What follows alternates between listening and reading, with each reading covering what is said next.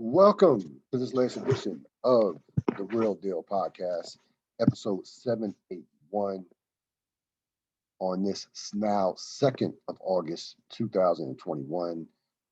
Amazingly, the year just in the summer is flying by. Already August, before you know it, summer will be over. Before you know it, as we just are, roughly a month away from Labor Day. Um, Busy weekend, a lot going on. I know you had the Olympics, but again, the NBA has become a absolute year-round sport.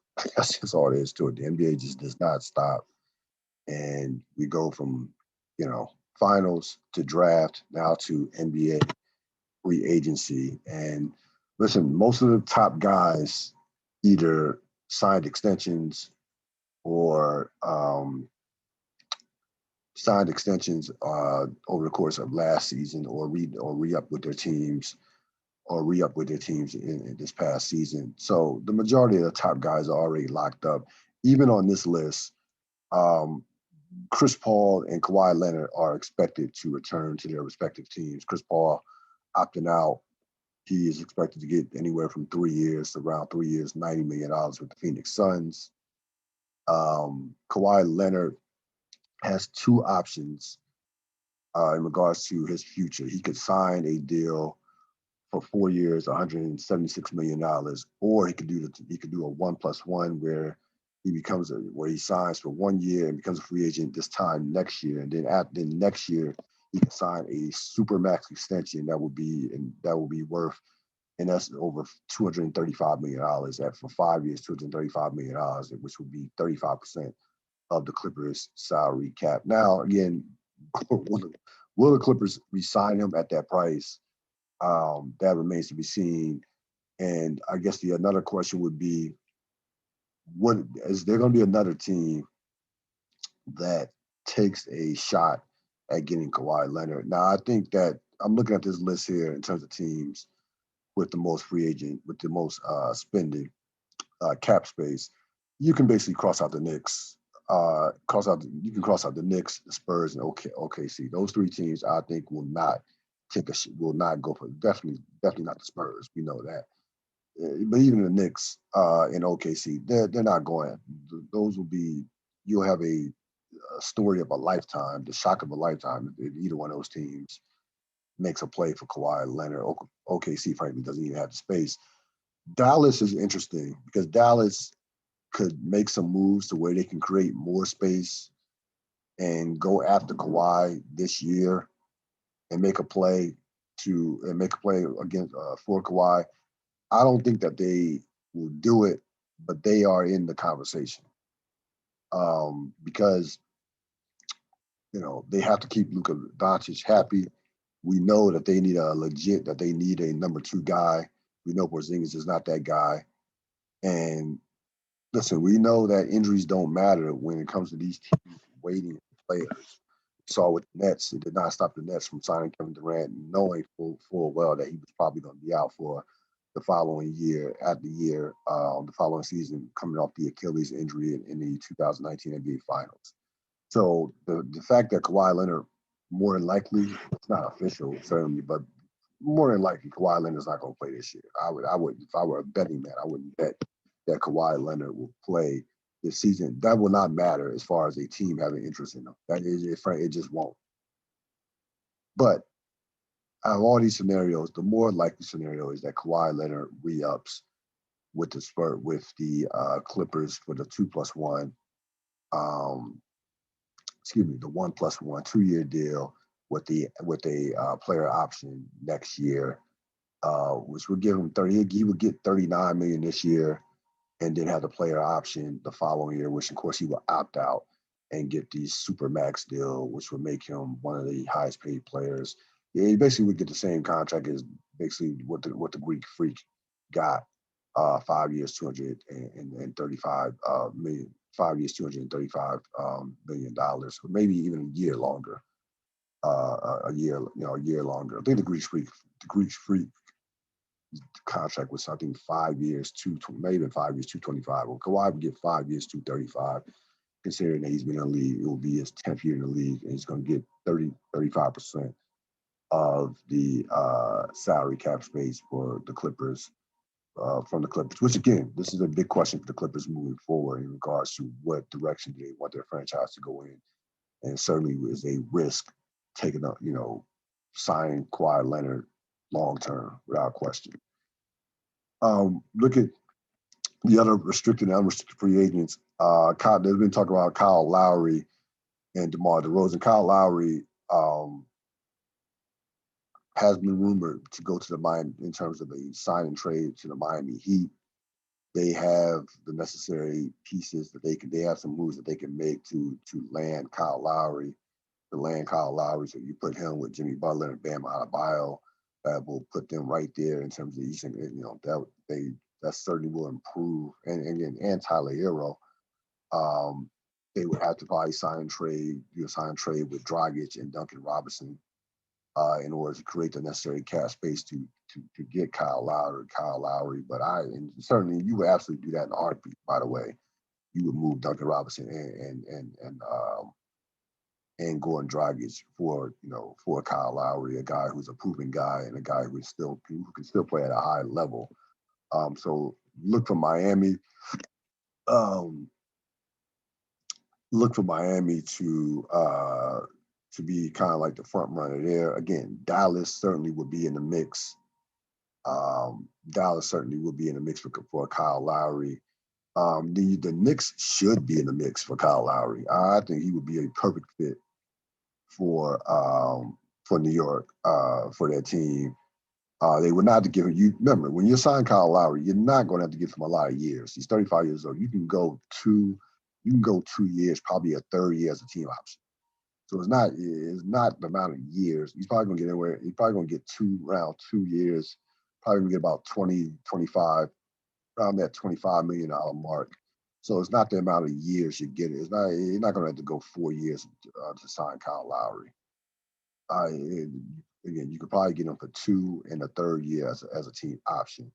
DeMar DeRozan is kind of a mystery because DeMar DeRozan had, quietly had an excellent season for the San Antonio Spurs. He averaged about 21 and 6. He's not as old as many people as you might think he is. He's only 31 years old. Okay, so he can still play at near an all-star level. Now, there's been a lot of talk, and I heard this over the course of the last 2 months, over the last month, about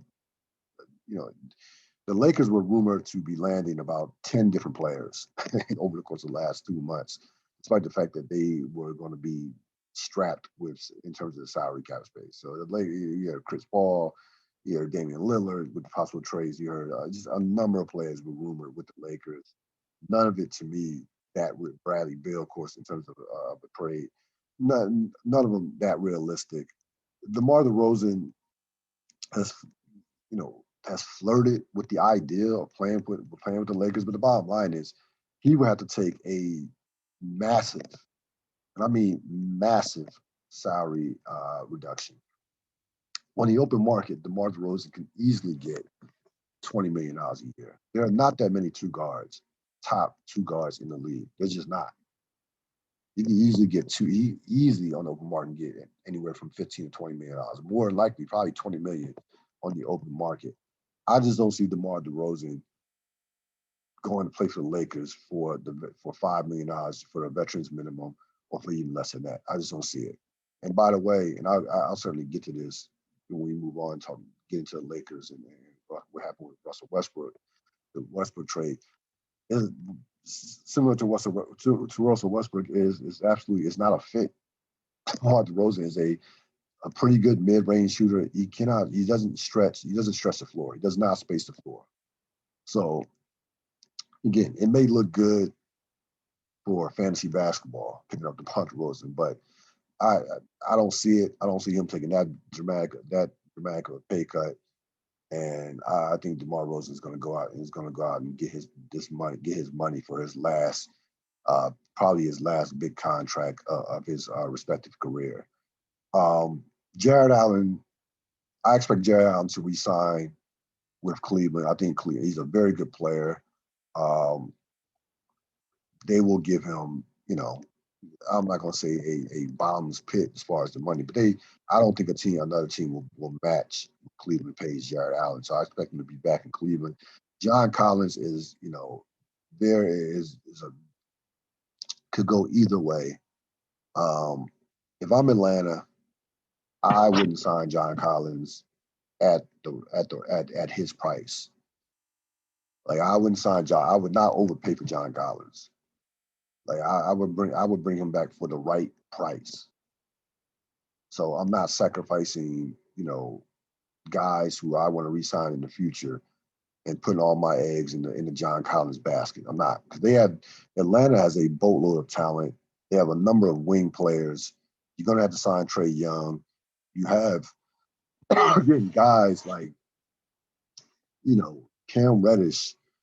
Um, they have a number of wing players. DeAndre Hunter and Cam Reddish. I mean, both of those guys they have a chance to be excellent wing players who can shoot the ball, who can defend, who can do some of the things that Collins can do. Now they're not low post players. I mean, Collins can play on the inside a little bit, but though I'm not sacrificing a number of guys in the future to re-sign to overpay for John Collins. I'm just not doing it. As well as he played in the postseason, he played well. I think if Atlanta does bring him back, it will be at their discretion. It will be for a team friendly type contract. Like I don't see Atlanta overpaying um, to resign John Collins. Lonzo Ball, uh, there are gonna be a lot of teams I think they're gonna be after Lonzo Ball. I don't think they love him in New Orleans. I think they like him. I don't think they love him. So Lonzo Ball can end up in a number of places. Um, there's a there's a market out there for him. He is greatly improved. He's above average defensive player. He's a he's an improved shooter with his 3-point shot.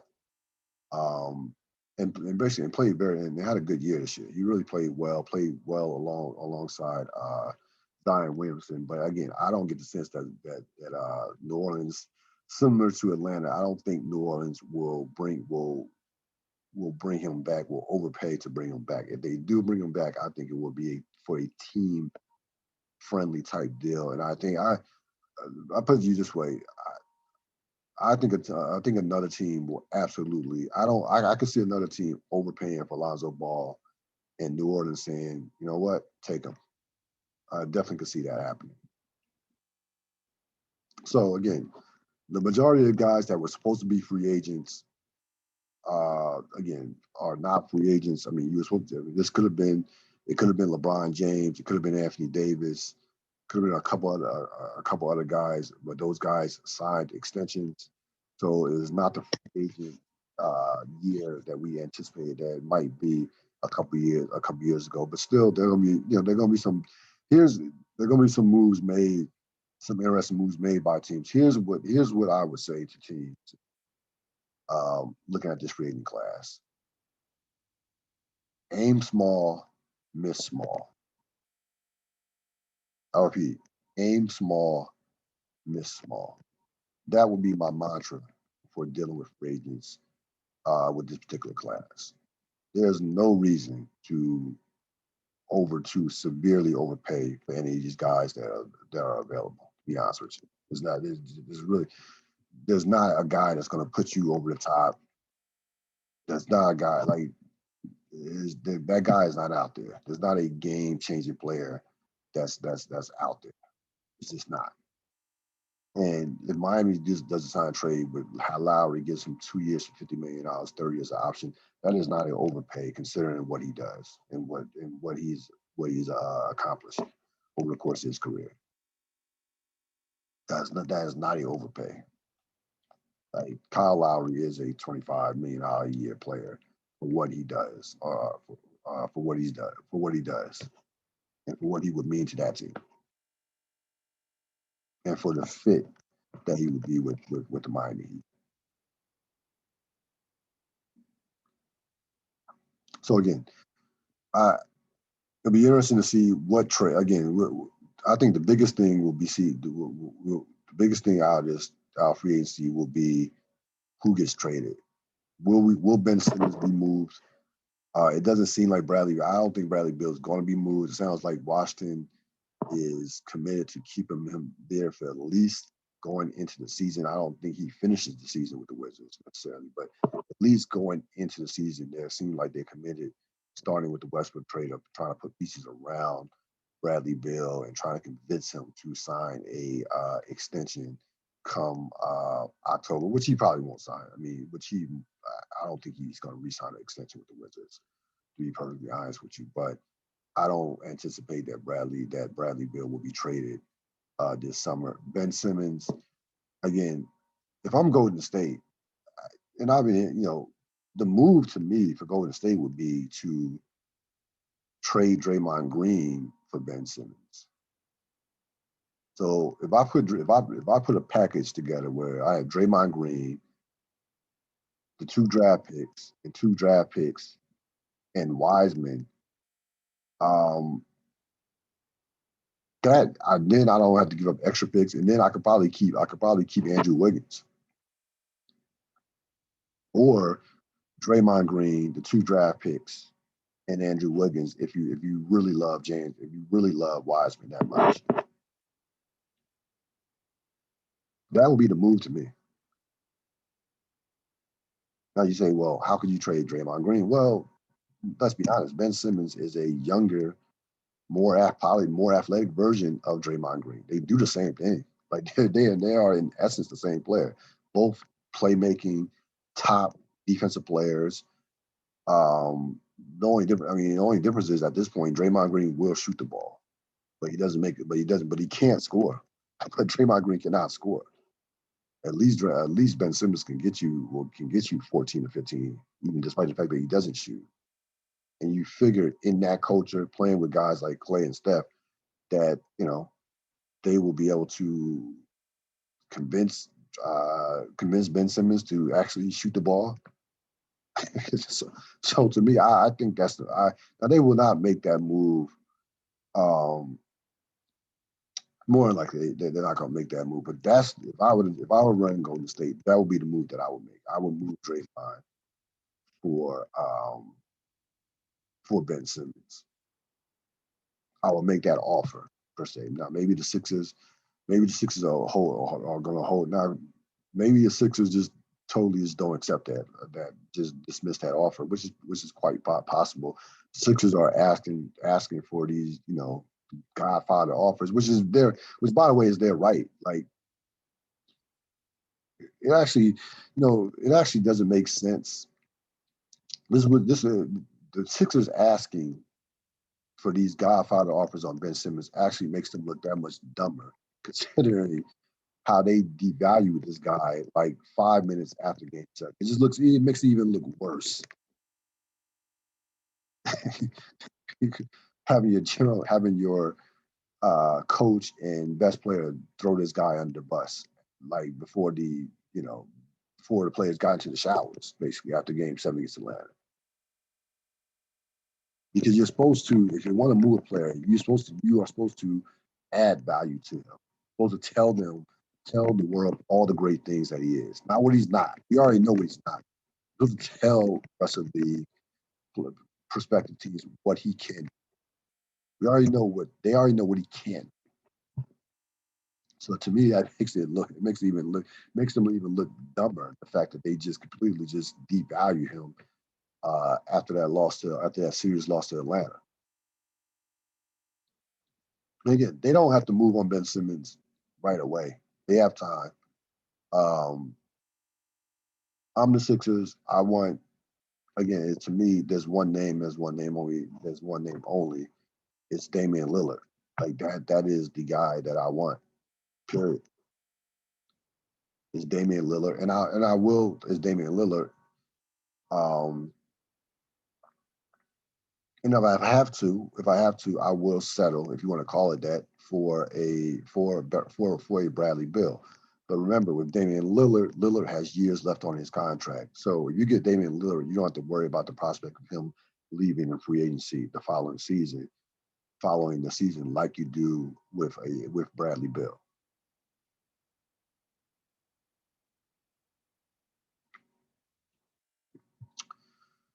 So I've had some time to fully process what transpired on Thursday with Russell Westbrook going to the Lakers. Certainly, we had heard rumors about it over the course of the past couple of weeks. Um, Turns out that that was the Lakers' plan B. Their plan A was Damian Lillard, Bradley Beal, and plan B was Russell Westbrook.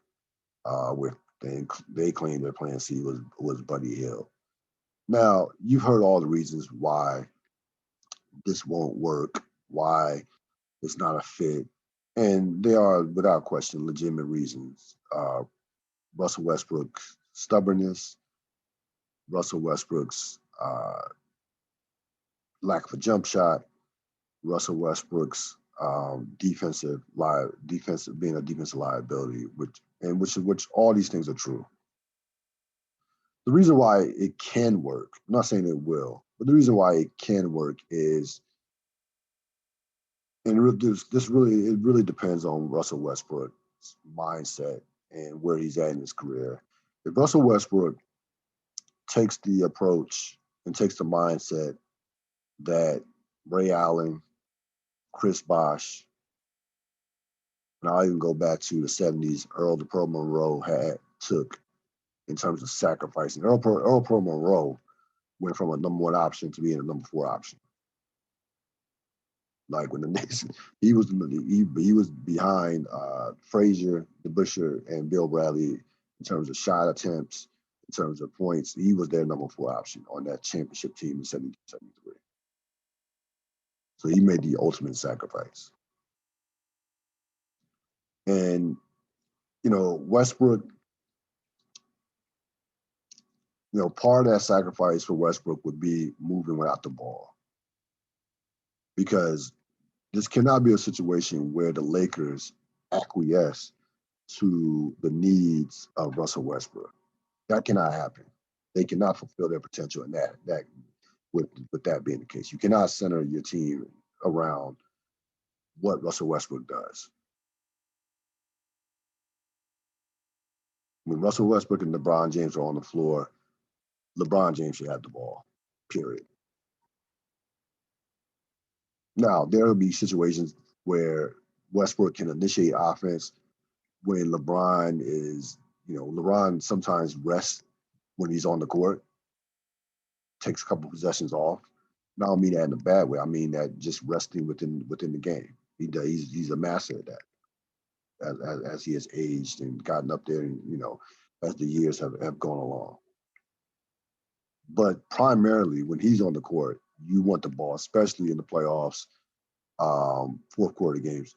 You want the ball in LeBron James's hands. Period. There is not a bigger gap in terms of decision making on having two players in the same backcourt as there would be between LeBron James decision making and Russell Westbrook's decision making. It's not even close. Everybody knows this.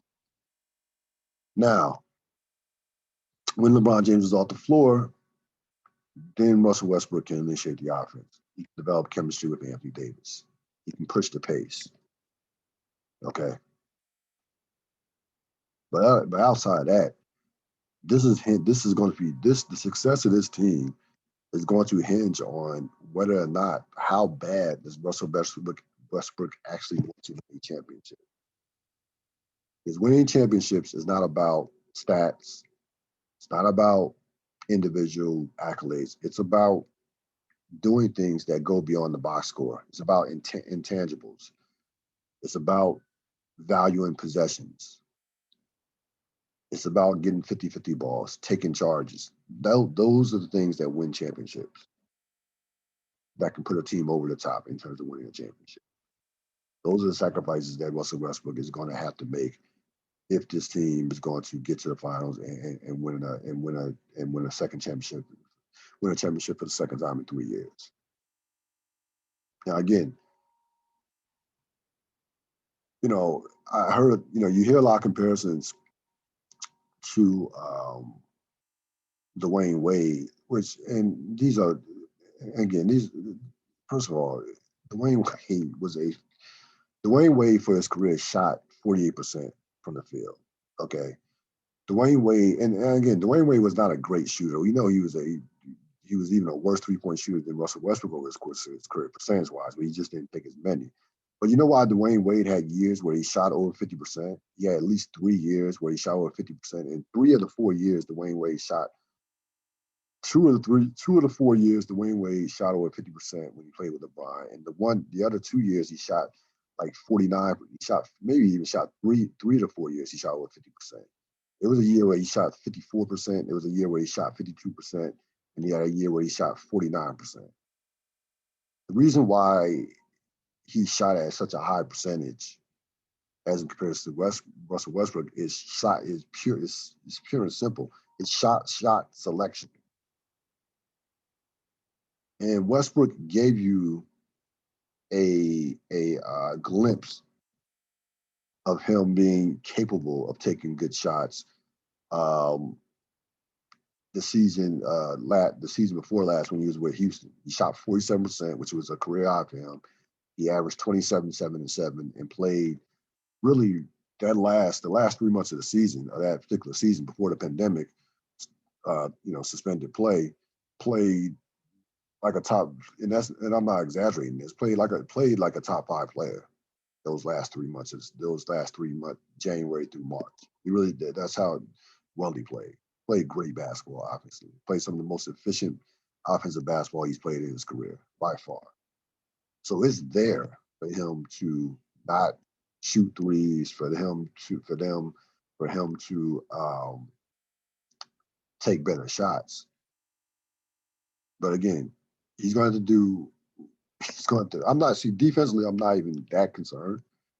Because I think Anthony Davis and LeBron will hold him accountable defensively, and they have Vogel's a great defensive coach.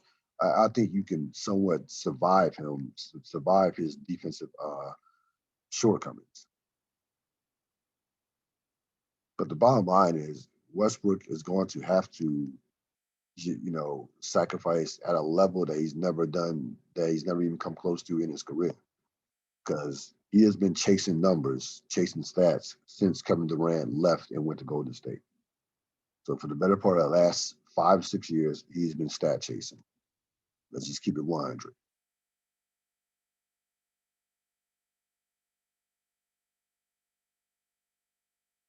And even he could be fully committed and actually go out there and do everything he can to make it work, and they can still not win a championship. So that doesn't even guarantee that they'll win, even if he does all the right things. If he doesn't make those necessary sacrifices, they have zero chance of winning a title, of winning a chip. This thing will blow up, and it will blow up fast. And you will see Russell Westbrook traded to his playing for his 4th team in 4 seasons. It'll be his 5th team in 5 seasons. Period. Because LeBron does not have a lot of time left.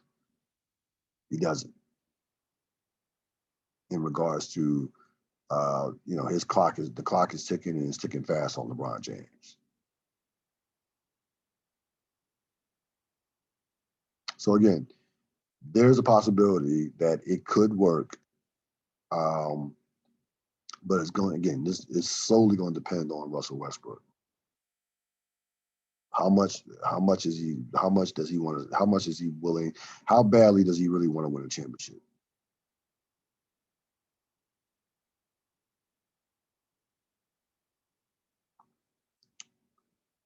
So we'll see what happens. The Lakers are very limited in terms of the moves that they can make as far as filling out the rest of their roster. There are not a lot of guys that are out there that are within their price range, to be honest with you, that are going to take pay cuts. Now, you're going to hear names: Patty Mills, Rudy Gay, Carmelo Anthony. Sure, you're going to hear those names. There again, that the pickings are very slim, to say the least. Very slim. Again, I myself would have made the Buddy Hield deal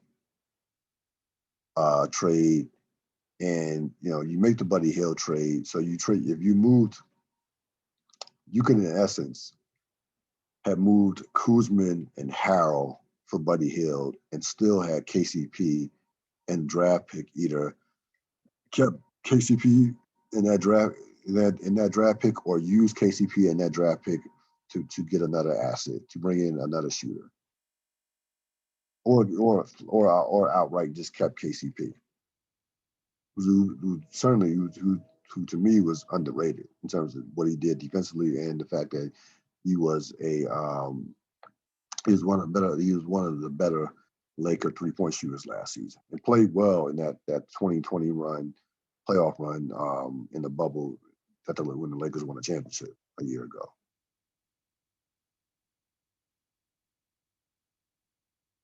It's going to be the biggest challenge of LeBron James's career. It really is, to somewhat to counter to, I'm not going to say it, maybe reforms is a strong word, too strong a word, but to kind of like morph Russell Westbrook into into making these sacrifices that he's going to have to make. It's going to be by far and away the biggest challenge for LeBron James, because when you're dealing with Westbrook, he is a guy who has irrational confidence. But there are guys who have irrational confidence who don't have credentials. Like Deion Waiters has irrational confidence. Um, who else I could put on that list? Tim Hardaway Jr. has some of that. There are a few guys around the league who just believe in campaign, has some irrational confidence. And listen, you get to these are the best players in the world. These like the NBA is the highest level of basketball there is. It's understandably so, but it is much easier to bring those guys down to earth and be like, hold up, if you're LeBron James, you're like, look, chill out, relax. I know you believe in yourself, but you can't do it this way. Much easier to bring those guys down to earth versus a guy who has an MVP, who has a gold medal, who has an All-Star game MVP, who's going to the Hall of Fame one day. Top five was a top 5 draft pick. Much harder to bring that guy down to earth, because he's going to believe he's the best player on the floor. That is how he's cut. He's cut from that cloth. Even though he's the third best player, clearly the third best player on the Lakers, he's going to believe that he is the best player on the floor.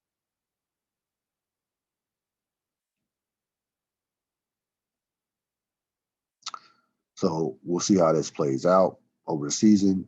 It should be, obviously fascinating to watch. But for the immediate future, the Lakers have to fill out the rest of that roster, and which again, the pickings are slim to say the least. Over the weekend, a video came out regarding showing LeBron James shoving a fan at a Usher concert. LeBron was leaving the concert along with his wife, Savannah James, and the fan walked up to LeBron quickly, approached LeBron with a camera phone. LeBron, before security could even intervene, LeBron, it was a gentle shove. Let's be honest. It was not a vicious or malicious shove, or the guy would have probably been flying out the arena, considering the size difference. But it was a shove, to say the least. It happened so fast that I had to watch it a number of times to see where the guy was coming from, or to see how he even got that close to LeBron. So a couple things. Number one, this could have went south in so many ways. Number one, there's no way that guy should have been able to get that close to LeBron James. That's number one. I don't know if LeBron had private security. It looked to me like that security was arena security that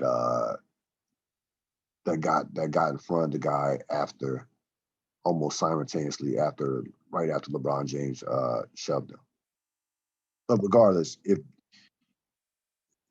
If just like if you're placing, if you are ideally placing security in an ideal place, you will want that security guard or guards to be in between LeBron James and anybody who could walk up on LeBron James. No one should be able to walk up on LeBron James like that. Talk about one of the most famous people. Think about athletes, just one of the most famous people on earth. No one should be able to walk up on him like that. Like nobody. And remember, that is not a controlled environment, say like a restaurant would be.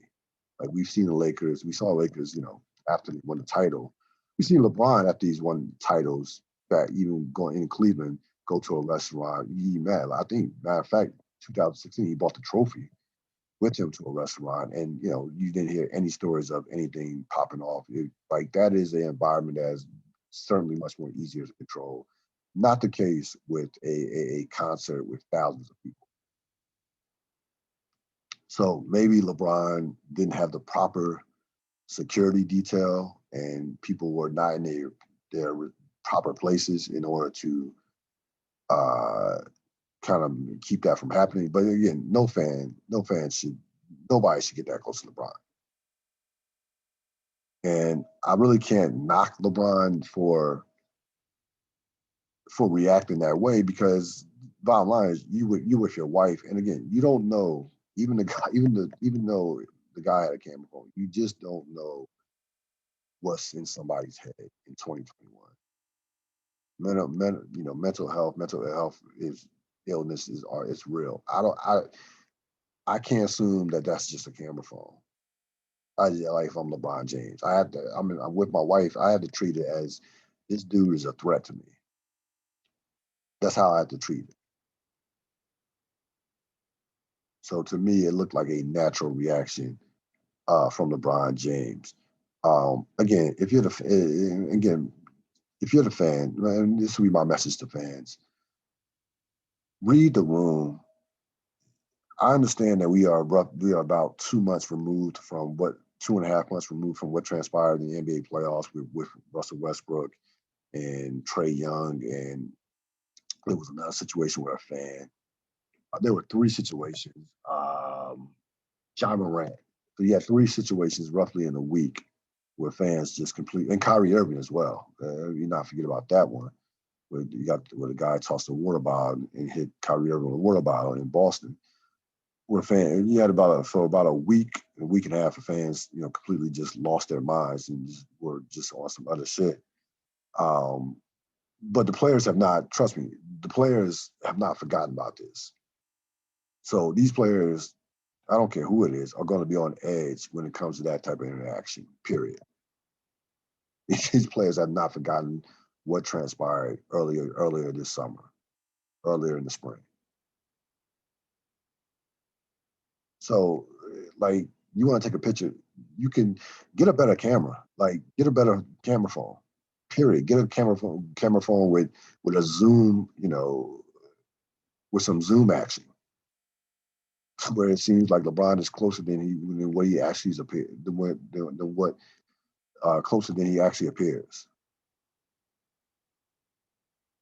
You cannot walk up to LeBron James and put a camera in his face. It just can't happen. Or no athlete or no celebrity. Like something like that situation could have went bad in so many ways. Like, so let's say LeBron pushes a dude and the dude falls over and busts his head open. Then now we're looking at a lawsuit and assault charge on LeBron James possible, when he was just defending himself and his wife.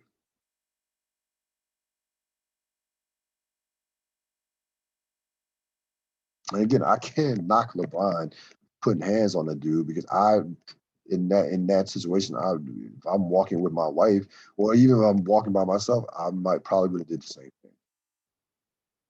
Somebody approaches you out of nowhere with a camera phone and approaches you, like, I mean, that's just, to me, that is just human nature to kind of defend yourself in that way.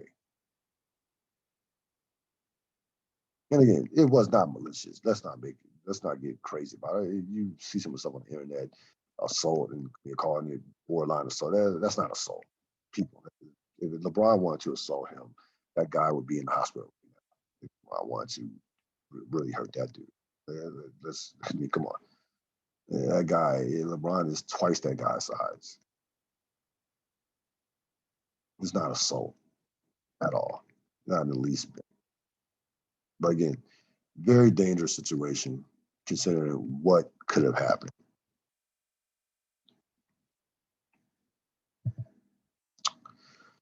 The Dodgers, on their bid to repeat, acquired Trea Turner and Max Scherzer from the Nationals.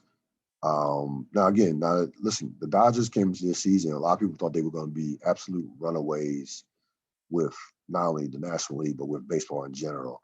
They have had a number of injuries. You've had the San Francisco Giants just completely just playing out his world and just, overachieving. Like, this is supposed to be a reloading year for San Francisco. San Francisco is currently in first place in the league. Last check, they were about 3 games ahead of the Dodgers. So these moves probably were necessary for the Dodgers. The Dodgers had a number of injuries at the beginning of the season to star players. They're starting to get a lot of those guys back. They will be getting Clayton Kershaw back. So, I mean, the Dodgers on paper are clearly the best team in baseball, on paper. Like from 1 to 25, Dodgers are the best team. And that goes without saying. So these are moves that probably were necessary. I know that sounds crazy considering how much talent they have, but probably these moves are probably necessary for the Dodgers to make. We see the Giants get Chris Bryant as well to try to keep up. There were rumors about that Scherzer, and plus, not only so there were 2 reasons you get Scherzer. Number one, obviously Scherzer is one of the best pitchers in baseball, future Hall of Famer, just a tremendous pitcher. Has been probably over the last decade, right there with Clayton Kershaw as the best pitcher in baseball cumulatively over the last decade. You can certainly toss in Justin Verlander in that conversation as well, but those 2 have stood out. But one of the reasons you get him is to keep him away from San Diego. So there was a lot of talk on Wednesday or Thursday, that he was going to San Diego. But of course, the Dodgers have a stronger farm system than San Diego. They always have a loaded farm system in terms of prospects. So, the Nationals got 4 of the Dodgers' top prospects, and there you go. And it's really, it really is amazing how things can change in such a short period of time. The Nationals are 2 years removed, just 2 years removed from a championship, and they have 2 guys of relevance that are remaining on the team, and that's Steven Strasburg and Juan Soto. They're hoping to re-sign Soto for the future, and they hope that Strasburg will pitch again. I mean, Strasburg has missed the last 2 years with injuries, and who knows what. And he's not a spring chicken. I mean, Strasburg is about 33 years old, so he's not. He's been around for a while now. So it'll be interesting to see. Strasburg came around, I think, 2012. I think Strasburg came around that 2012 season. So it'll be interesting to see, or maybe in 2010. It'll be interesting to see what they do moving forward. They're clearly rebuilding. They should, again, baseball rebuilds, reloads.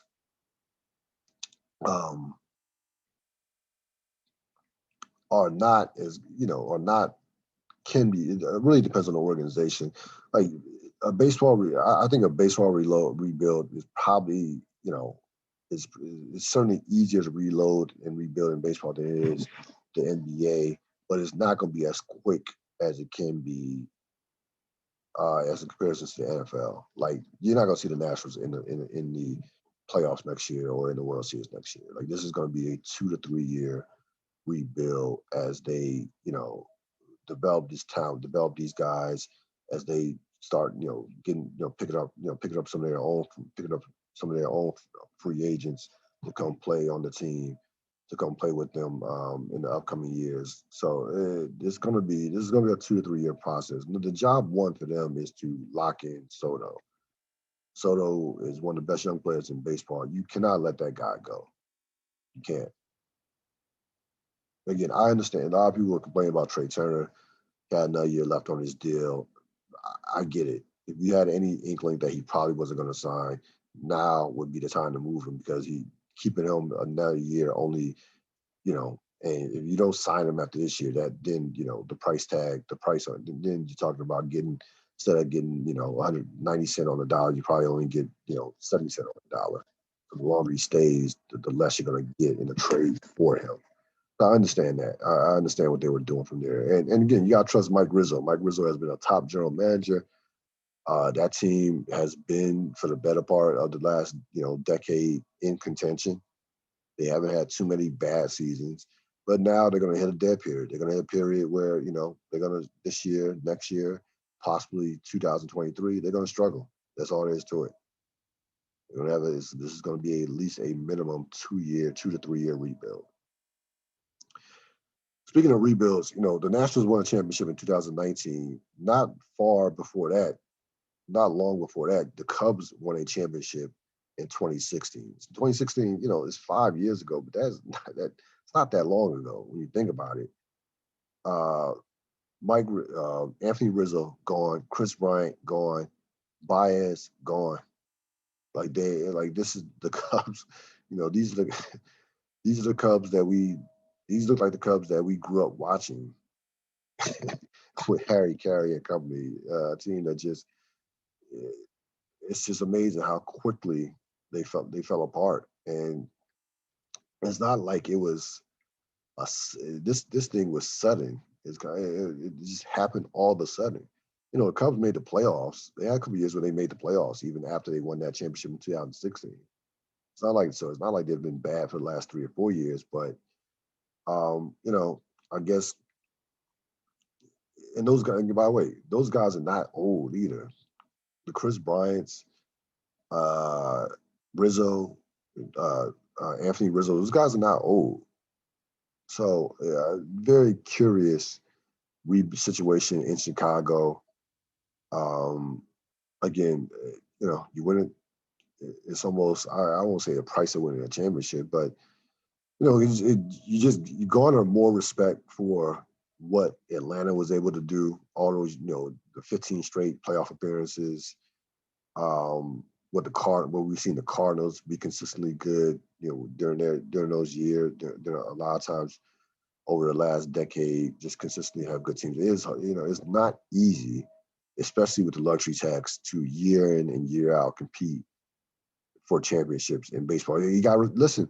You can call them cheaters. You call them what they want. The Houston Astros have one of the best teams in baseball this year. So I think you got to kind of. I think we have to really calm down on the cheating scandal with Houston. They paid the price and they're still winning. Okay, all this stuff has been cleared up and they're still kicking people's asses. And they're still they could be in the World Series this year. They could. It's not inconceivable that the Houston Astros could win a championship this year. And look at the level of consistency that they've had over the past 5 years. So it is not easy to stay at a high level in baseball year in and year out.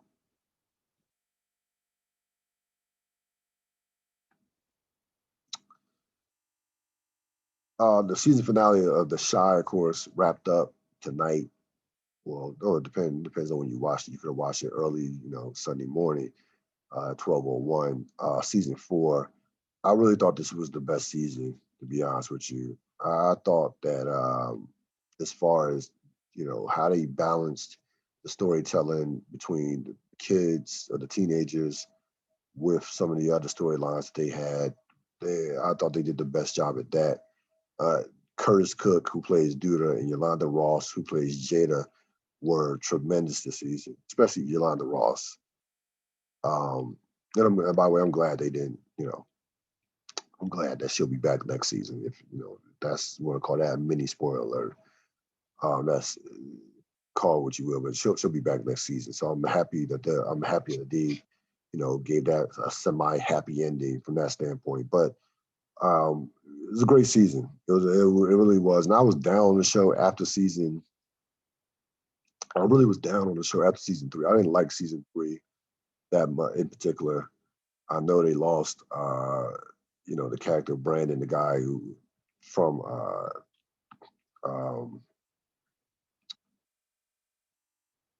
that played in his name. I can't think of his name right now, but the character's character name was Brandon. So that certainly was a big loss. They lost the girl that he was, harassing on set. So those were 2 major losses after season 2 that I don't think they recovered from. Jerica, that I don't think they recovered from in season 3. But I think this easily was the strongest season for that show. Because I thought after season 3, maybe they should just wrap it up, to be honest with you. So we'll see what happens with season 5 and how they kind of, navigate, move along with some of the storylines. They're going to have they're gonna have a bunch of new storylines next season because a couple of things got closed off for the season. So we'll see how if they're able to balance the kids, the teenagers, and along with the adult storylines as successful as they were this season. That's gonna wrap it up for this latest edition of the Ril Dil Podcast. This podcast will be out Monday morning. As always, you can catch this podcast on anywhere where you find your podcast, iTunes, Spotify, iHeart, and also on go to my YouTube channel, and certainly you can subscribe, comment, like, dislike, comment on any of the content that I put out. Greatly appreciate it. I will see you next time on the next edition of the Ril Dil Podcast. I'm out.